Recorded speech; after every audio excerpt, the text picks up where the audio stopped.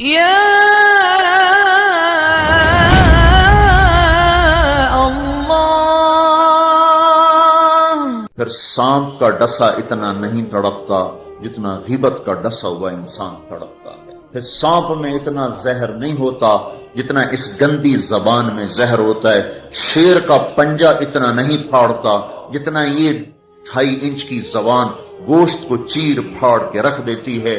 Petrol اور gas کی آگ سے وہ آگ نہیں بھڑکتی جو اس چھوٹی سی زبان سے آگ بھڑکتی ہے۔ شہروں کے شہر جل رہے ہیں اور اس کے پیچھے بات کیا ہے؟ غیبت، غیبت، گندا بول، گندا بول۔ ہاں، اگر گھروں کو جنت بنانا ہے غیبت چھوڑ دو۔ دھن رے دھنیے اپنی دھن، پرائی دھنی کا پاپ نہ پن، تیری روئی میں 4 بنولے، سب سے پہلے ان کو چن۔ کیا مطلب؟ اوروں کی برائیاں نہ دیکھو، اپنی برائیاں دیکھتے رہو، دیکھتے رہو۔ اپنی کمیاں دیکھو گے تو اللہ تعالیٰ مرنے سے پہلے توبہ نصیب فرما دے گا اور ساری دنیا تمہیں اچھی نظر آئے گی۔ اگر اپنی اچھائیاں دیکھو گے اور اوروں کی برائیاں دیکھو گے تو اللہ توبہ کا دروازہ بند کر دے گا، سارا جہان آپ کو برا نظر آئے گا، اپنی ذات آپ کو بڑی اچھی نظر آئے گی اور بڑی قابل تعریف نظر آئے گی، اور اس کے ساتھ پھر تکبر پیدا ہوتا ہے، اور تکبر میں مرنے والا جنت کی ہوا بھی نہیں سونگھ سکتا۔ پہلے عجب آتا۔ عجب کیا ہے؟ میں بڑا اچھا ہوں، میں بڑا اچھا ہوں، یہ عجب ہے، میں بڑا اچھا ہوں۔ صرف اس حد تک، میں بہت اچھی ہوں، میں تو بہت اچھی ہوں، میں تو بہت اچھا ہوں، یہ عجب۔ جب عجب کو لگام نہیں دے گا تو اگلا درجہ آئے گا، اگلا درجہ۔ عجب اور تکبر کی حد ساتھ ساتھ ملی ہوئی ہے، اس لیے بارڈر پر پولیس کھڑی تھی، بارڈر پر فوجیں کھڑی ہوتی، بھائی آپس میں بارڈر مل نہ جائے، تو عجب اور تکبر کا بارڈر ملا ہوا ہے۔ تکبر کیا ہے؟ میں بڑا اچھا، وہ بہت گندا، میں بڑی اچھی، وہ بہت گندی۔ اپنی اچھائی کے ساتھ جب اگلے کی نفرت پیدا ہو جائے، اگلے کی حقارت پیدا ہو جائے، اس کا چھوٹا ہونا دل میں اتر جائے، تو پھر یہ تکبر ہے، تکبر۔ اور تکبر عزازیل را خار کرد، شیطان نے شرک تو نہیں کیا تھا، تکبر کیا تھا۔ اگر میں سجدہ نہیں کرتا، اتنی بات تو اس کی ٹھیک ہے کہ مخلوق کو سجدہ نہیں ہوتا، لیکن کیوں نہیں کرتا؟ کہ انا خیر منہ۔ تو دو باتیں، اللہ نے زمین آسمان سے کہا میری مانو، ان کا یا اللہ ہم نہیں مانتے۔ اللہ نے شیطان سے کہا میری مانو، ان کا یا اللہ میں نہیں مانتا۔ تو زمین آسمان کو کچھ نہیں کہا، شیطان کو مردود کیا۔ کیوں؟ دونوں نے انا اردنا الامانۃ علی السماوات والارض والجبال، ہم نے آسمان، زمین، گلگت کے پہاڑوں کو کہا میری امانت اٹھاؤ، فابین ان یحملن منھا، اور کہنے نہیں اللہ ہم نہیں اٹھاتے، ہم نہیں اٹھاتے، ہم نہیں اٹھاتے، ان کو تو کچھ نہیں کہا۔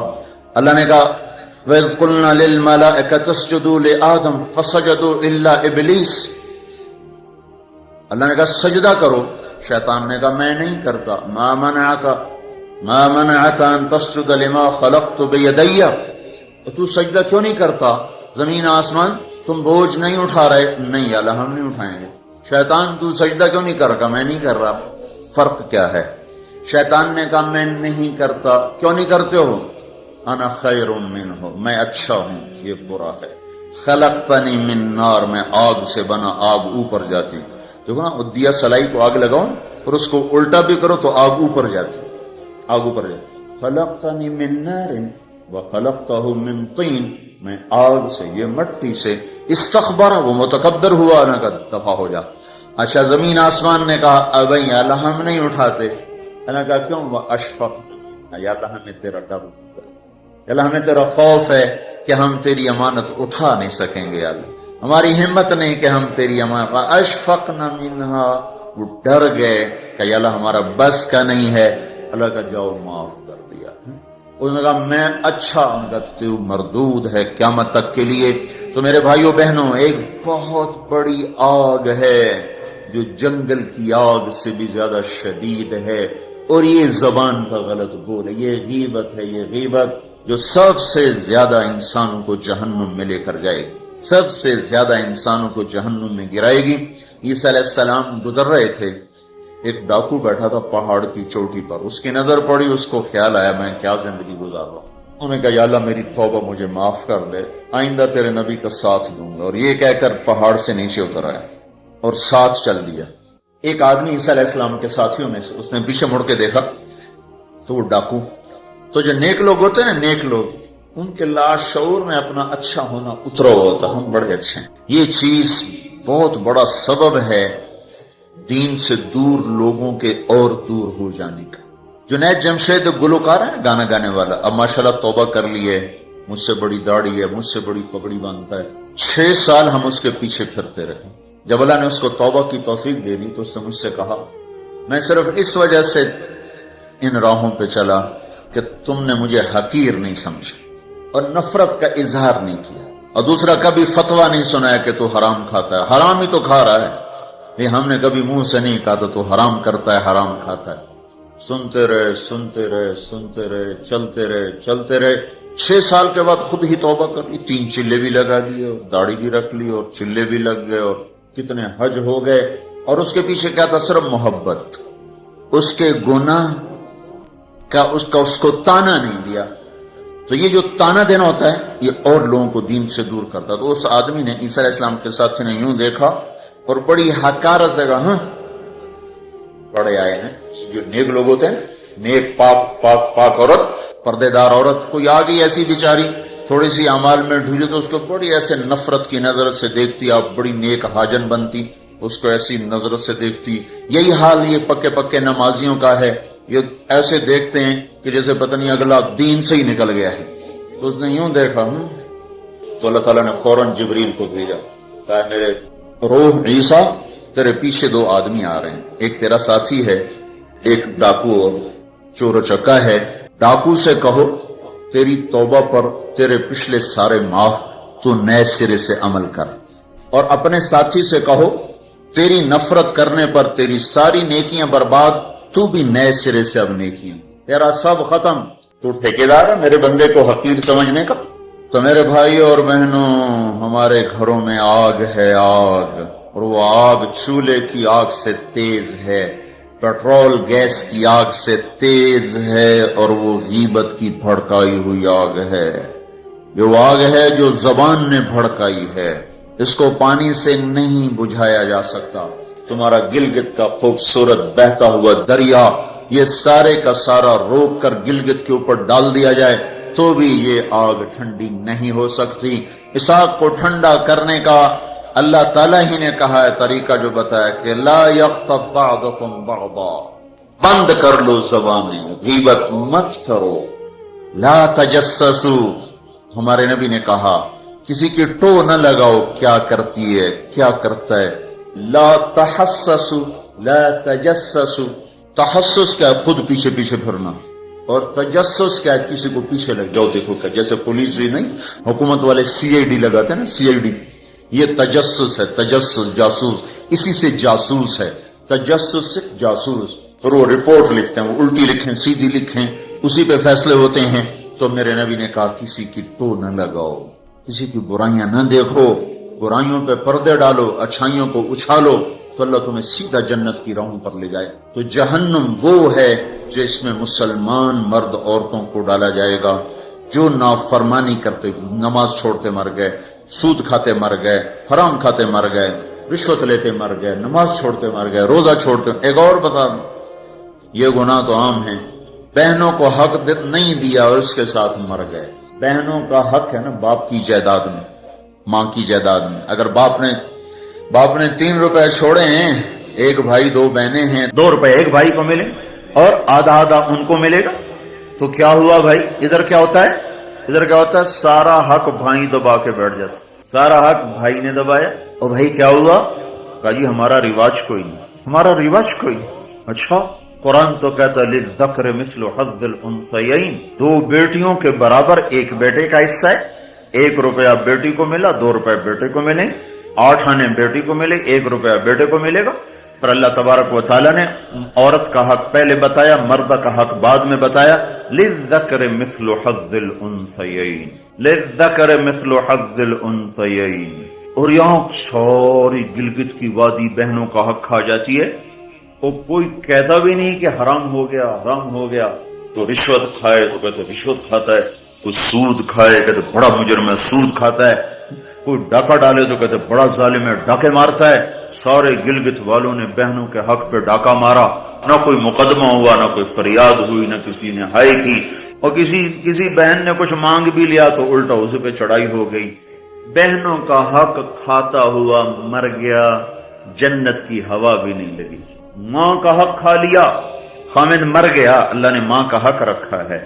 اولاد ہے تو 8واں حصہ ماں کا ہے، اولاد کوئی نہیں 4تھا حصہ ماں کا ہے. باپ مر جاتا ہے، مائیں بیچاری فقیر بن کے بچوں سے خیرات مانگتی ہیں، حالانکہ اللہ نے خامد کے حق میں سے 1/8 ماں کا حق رکھا تھا، کوئی نہیں دیتا. ماؤں کا حق ہڑپ، بہنوں کا حق ہڑپ، اور پھر اس کے ساتھ یہ احساس بھی نہیں ہے کہ میں مجرم ہوں، میں نے ظلم کیا ہے. یہ احساس ختم ہو گیا ہے. تو بھائیوں میرے بہنوں، اللہ نے جہنم کو بنایا ہے نافرمان مسلمان مرد عورت کے لیے. اگر توبہ نہ کی تو اس میں جانا ضرور ہے. جو ہے نا آخری آدمی ہے جو نکالا جائے. جب وہ نکالا جائے گا تو اللہ تعالیٰ کہیں گے اس کو نکالو، ایک آدمی دوزخ میں اس کو نکالو. تو وہ جبریل آ کر کہیں گے بھی اس کو نکالو. تو دوزخ کا فرشتہ مالک کہے گا کہ دوزخ نے ایک کروٹ بدلی ہے، اس میں ہر چیز کو اس نے الٹا پلٹا کے پھینک دیا ہے، مجھے سمجھ میں نہیں آ رہا وہ کہاں پڑا ہوا ہے. تو جبریل کہیں گے یا اللہ وہ مالک کو پتہ نہیں چل رہا وہ کہاں پڑا ہوا ہے. تو اللہ تعالیٰ کہیں گے جاؤ فلاں پتھر کے نیچے دبا پڑا ہے. میں نے پتھر بتایا تھا نا، پتھر کیا ہوتا ہے، پتھر کیا ہوتا ہے جس کے نیچے پہاڑ بھی پگھل کے پانی بن جائیں گے.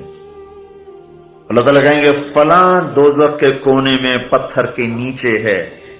تو جبریل بھی اندر جائے گا اور وہ مالک بھی اندر جائے گا. وہ پتھر کو اٹھائیں گے تو نیچے منہ کے بل گرا پڑا ہوگا اور اس کے اوپر آگ ہی آگ ہوگی، اور وہ زبان سے کہہ رہا ہوگا یا حنان یا منان. ایک دفعہ جبریل ہے کہ یا رسول اللہ آپ کو دوزخ کے سنوں کا سنیں کہ جہیم میں حاویہ میں منافق ہیں، جہیم میں مشرک ہیں، سقر میں صابی ہیں مجوس ہیں، اور سعیر میں مجوس ہیں، لظہ میں یہود ہیں، حطمہ میں عیسائی ہیں. اور کہہ کر جبریل چپ ہو گئے. تو آپ نے کہا اور کیا؟ کہ جی آپ سے شرم آتی. کہنے نہیں بتاؤ. کہا جہنم میں آپ کی امت ہے، نافرمانی کرتے ہوئے جو مر گئے توبہ کیے بغیر. تو ہمارے نبی بے ہوش ہو کے گر گئے اور روئے جا رہے، نہ کسی سے بات کر رہے، نہ کلام کر رہے، نہ کھانا کھا رہے، روئے جا رہے. حضرت عمر رضی اللہ تعالیٰ عنہ اجازت مانگنے گئے تو آپ نے اندر آنے کی اجازت نہیں دی. سلمان فارسی اجازت مانگنے گئے تو آپ نے اندر آنے کی اجازت نہیں دی. سلمان فارسی بھاگ کے حضرت فاطمہ کے پاس گئے کہ جاؤ ابا کی خبر لو. وہ رو کے ان کا حال برا ہے اور کسی سے بات نہیں کر رہے، کھانا نہیں کھا رہے. حضرت فاطمہ رضی اللہ تعالیٰ عنہ دوڑی ہوئی تشریف لائیں، دروازے پہ دستک دی تو آپ نے، چونکہ حضرت فاطمہ سے محبت بے پناہ تھی تو آپ نے فوراً اجازت دے دی. اندر آئیں تو کہا ابا جان کیا ہوا، میں آپ پہ فدا قربان، آپ کا یہ حال کیوں بنا ہے، کیا ہوا ہے؟ تو آپ نے کہا فاطمہ میری بیٹی، مجھے جبریل نے بتایا ہے میری امت کے نافرمان مرد عورتوں کو جہنم میں جانا ہوگا. رامنا کتنے نوجوان ہوں گے جو کہیں گے ہائے ہماری جوانی پہ کرم میں رحم کرو، پر کوئی رحم نہ کھائے گا. کتنے بوڑھے ہوں گے جو کہیں گے ہمارے بڑھاپے پہ رحم کرو، کوئی رحم نہ کھائے گا. کتنی عورتیں ہوں گی جو ننگی ہو کر جہنم میں پھینکی جائیں گی اور ان کے بالوں کی چوٹیوں سے پکڑ کر فرشتے ان کو گھسیٹ رہیں گے. وہ کہیں گے ہائے ہماری بے پردگی، ہم پر رحم کرو. ان پر کوئی رحم کرنے والا نہیں ہوگا. مجھے یہ خبر رلا رہی ہے، بے قرار کر رہی ہے. تو لیبلوکم ایکم احسن عملا، ان قریب موت پر یہ سب کچھ کھل کے سامنے آنے والا ہے. اللہ تعالیٰ نے اس کی تیاری کے لیے ہمیں یہاں بھیجا ہے. ہم آزاد نہیں ہیں. اللہ اس کائنات کا بادشاہ ہے.